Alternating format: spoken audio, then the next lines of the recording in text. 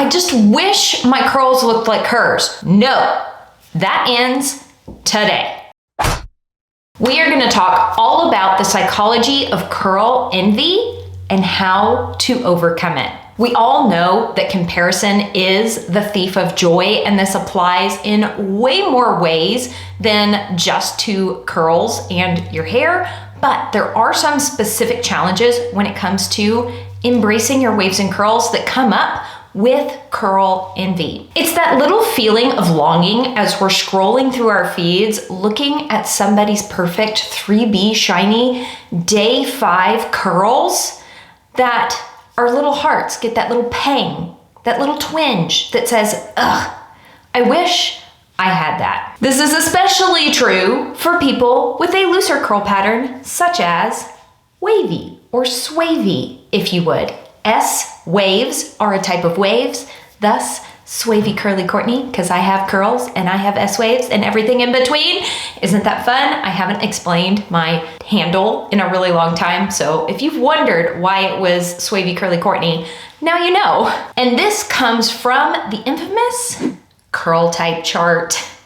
This thing, this is a chart that's meant to categorize curls from slightly bent or barely bent to truly coily. It's supposed to help you figure out which products work best for you and your curls. However, what it tends to do is box you in. And what 9 times out of 10 winds up happening is somebody picks the type of curl that they think they have or they wish they had on this curl type chart, and they spend their entire wavy curly hair journey fighting their hair, trying to force it to be one of these things. The truth is that while this chart is meant to be a roadmap to your curls, it winds up being a roadblock. It nudges you inadvertently to aim for a curl type that isn't yours and nudges you into routines that may or may not work well for you at all. Understanding your hair's unique characteristics is way more helpful than dreaming of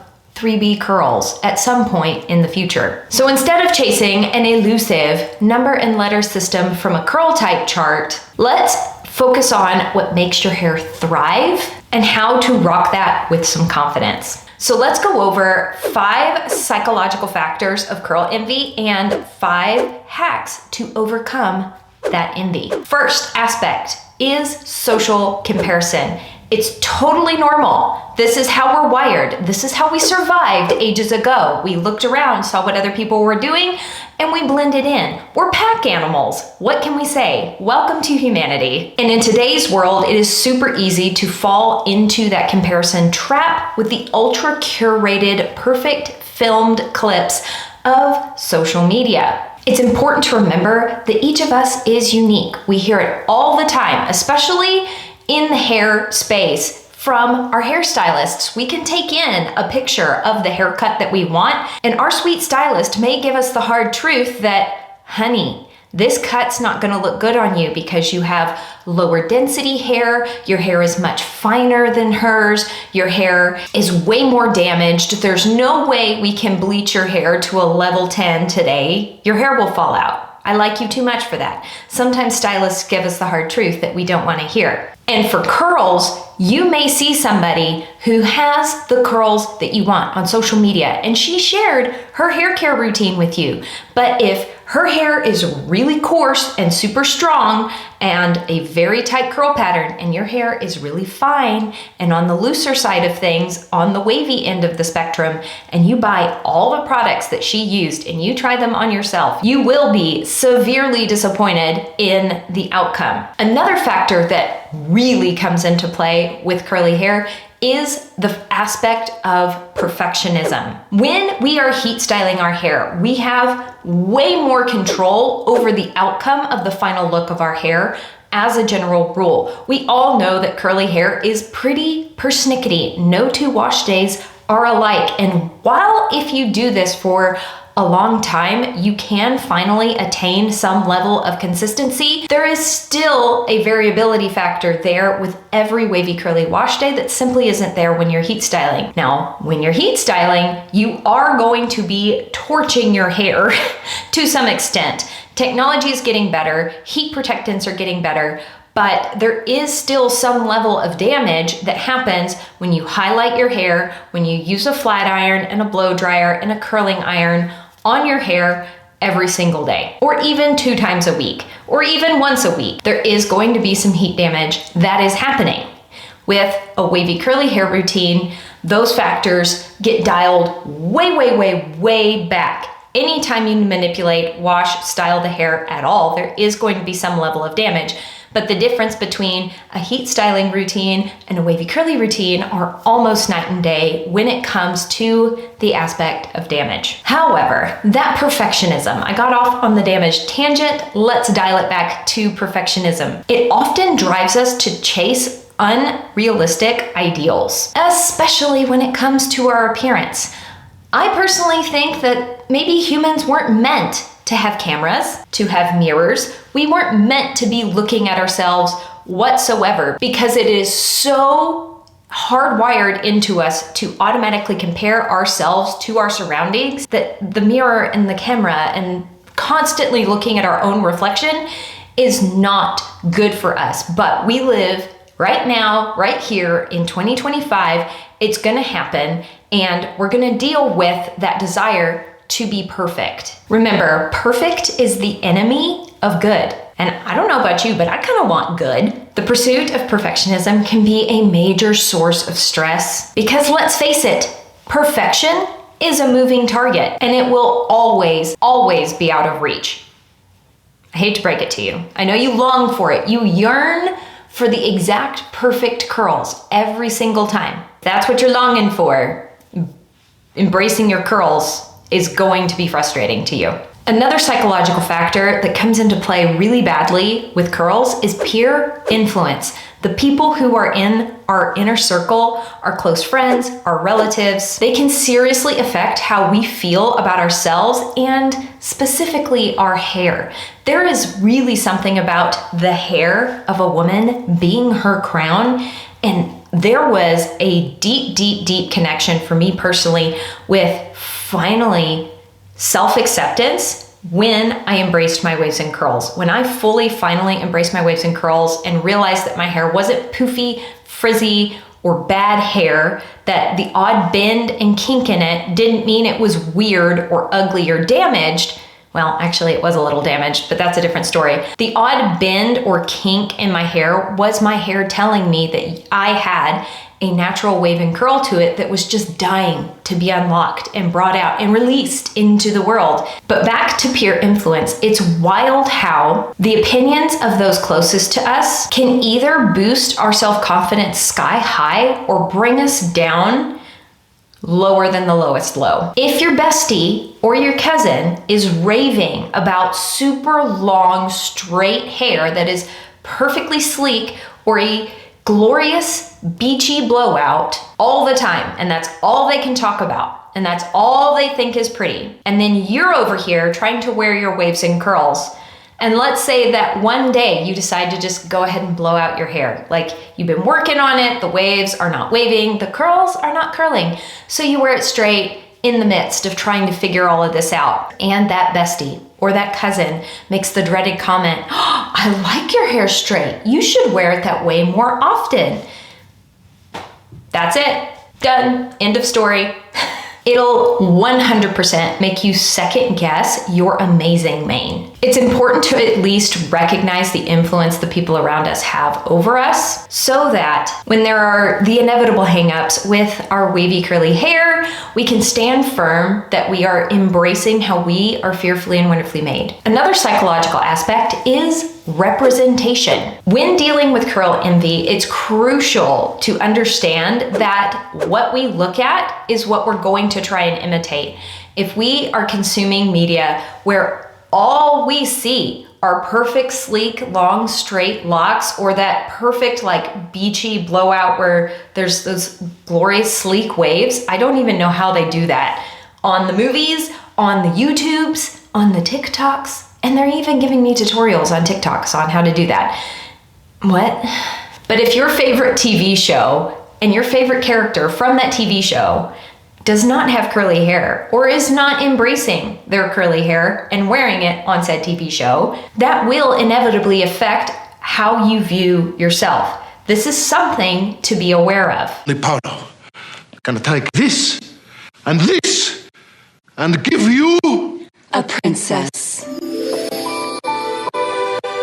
And I just gotta say, I am so excited that the 90s curls are in for 2025. I am seeing so many people rock the really cute 90s curls, and it's making my heart really, really happy. That may just be my favorite curl. The last psychological aspect I wanted to talk about is historical and cultural influence. Beauty standards are absolutely not static. Has anybody else fallen down the rabbit hole of like different beauty standards through the decades, and you see what like the highest beauty standard was from decade to decade? Those are so fun to watch, but that is a perfect example of how things change over time. And keeping in mind that caring for waves and curls is nothing new, the quality of our hair care products in 2025 has gotten so much better. I swear the quality of shampoo and conditioner and gel alone has exponentially increased over the past decade. It is easier now to embrace waves and curls and care for them today than it has ever been. So that gives me a lot of optimism moving forward in the future for more people wearing their hair wavy curly, because it's easier to wear it wavy curly now, thanks to high quality hair care products. So here's the good part of the video, the 5 hacks to overcoming curl envy, which is something that I have struggled with. Not gonna lie, I still do from time to time. And it's only when I'm not doing these things that I find it getting quite bad for me. The first thing you can do is celebrate your own uniqueness. You are uniquely you. Your curl pattern is like a fingerprint. It is so normal to have multiple different curl patterns all over your head. Maybe you have looser curl patterns underneath and a tighter curl pattern on top. Maybe your curl pattern's looser on top and tighter underneath.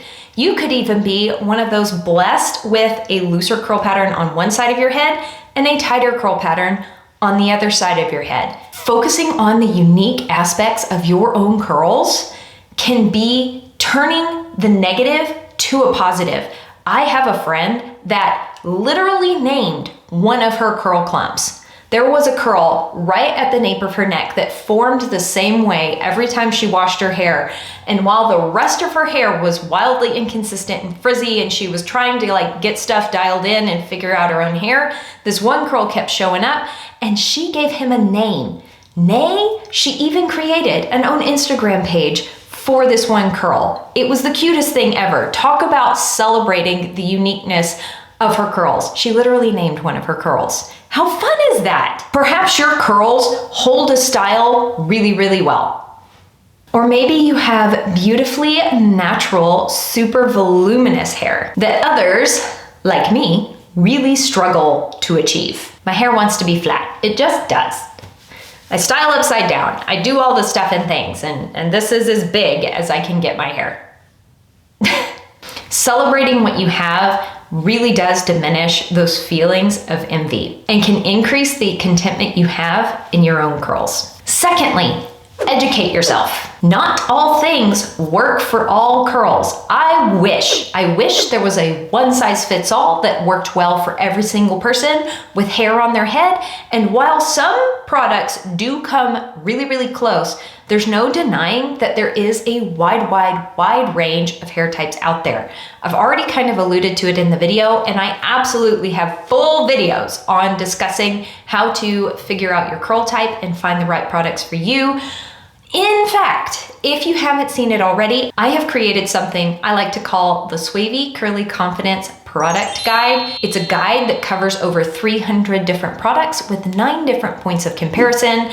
And I also give you a curl type decoder chart in that guide so that you can figure out what your hair type is, and it actually point you to the products that may or may not work better for you. I put it all in one place. I have taken 6 years of wavy curly hair knowledge and condensed it into a digital downloadable PDF for you. If that is something that would be helpful to you, please feel free to check out the description below. This is my attempt at being as helpful as humanly possible to you and figuring out your waves and curls. Like, I don't know what else I can do. I literally put all of the info of all of the different products that do what stuff and things in one place. So I hope that's helpful. That's one way to educate yourself. Another way to educate yourself is to find someone whose hair is similar to yours on the internet and consume their content. Pay attention to what they use, and when their hair looks really good, what they used. This is totally different than picking out a 3B curl human on the internet, watching what they do, and then using their products because you want 3B curls. No, pay attention to if that person has fine hair, low density hair, high density hair, coarse hair, wavier hair, curlier hair, highlighted hair, virgin hair that's like their natural hair color. All of those factors do come into play when trying to figure out which products work for what hair. Learning, educating yourself not only empowers you to optimize your own hair care routine, but it turns it into a really fun game of figuring out what your hair likes. Rather than being mad that your hair is not behaving, you get to be excited when you start a wash day because this is a new adventure. Let's see how it turns out today. Let's see if my wavy curly hair experiment goes horribly wrong. Or actually, I learned some things and figure out a couple of things and have a half decent hair day. The next thing you can do is say nice things about your curls. This is so simple and so easy, but it can be so hard to do. This is something that is specifically incredibly difficult for the women in my family. I don't know what's going on with the ladies of my family, but we have a really hard time accepting a compliment. If somebody walks up to us and says, "Your hair looks good today," you go, "Oh, no, it doesn't. It looks so frizzy." It's almost like we're trying not to be prideful in our hair. But Courtney, come on, just accept the compliment. Just say thank you. That is so kind of you. If you can't stand to have the attention on yourself, girl, just turn it around on them and thank them for being so wonderful. But seriously, allow the compliment to happen. And when you find yourself having a negative outlook on your hair, say nice things about your hair. Say, "Well, my hair's looking healthy today. I remember when it wasn't looking this healthy. It's definitely looking healthier."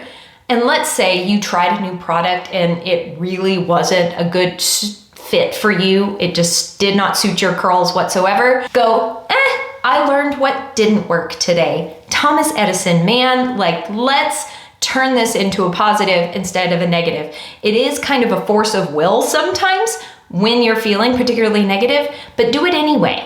Do the hard thing. Say the nice thing about yourself. Another thing you can do is surround yourself with really good community support. This could be your close friends and family. That one friend of yours that said, "Oh, I really love that you wore your hair curly today." Or a friend of yours that also has curls. Get together, play around with enjoying your curls together. Or you can do what I did and join Instagram. Now, Instagram is a completely different landscape than it was back in 2019. But in 2019, there was this incredible curly hair community on Instagram. People were really uplifting, so helpful, incredibly kind, and supportive. And that made all the difference in where I am now. I don't think I would still be wearing my hair curly if it weren't for some of the incredible humans that I got to connect with in that space. And you may find that community on Facebook, on TikTok, on any other social media platform. Let me know in the comments which is the most supportive, encouraging community of curls that you have ever gotten to be a part of online. Share that goodness with us so that we know where to go for the words of encouragement. The last thing you can do that will help you hack your curl envy into oblivion is limit your exposure. Now, I know I just told you to join a community of curls online. That can be a double-edged sword. Social media can often amplify curl envy to extremes. Again, that comparison thing, that perfectionism thing that just keeps niggling at us. If you find yourself feeling feelings of curl envy just wash over you in waves as you scroll by a particular person's post time and time again, give yourself the grace and the courtesy to unsubscribe from that person. click unfollow. And if that's me, please, I give you full permission to unsubscribe. I'm sorry to see you go, but I don't want you feeling curl envy or bad about yourself because of me. Let's not do that here. Or if there's somebody who has a really tight curl pattern on your page that you're following and you really love their hair and you find yourself wishing that you had their hair, maybe it's time to unfollow. I think you get the idea. And that is it, guys. Those are the 5 psychological factors of curl envy that I kind of like put into categories for you, and the 5 hacks to beating curl envy. Remember, you are uniquely you. You are fearfully and wonderfully made, and you have fantastic waves and curls. I really do mean it. Look at me. Look right now. You are having a good hair day, and don't you dare argue with me. Accept the compliment. As always, I sure hope you are having an absolutely fantastic day, and I will see you in the next video. Bye!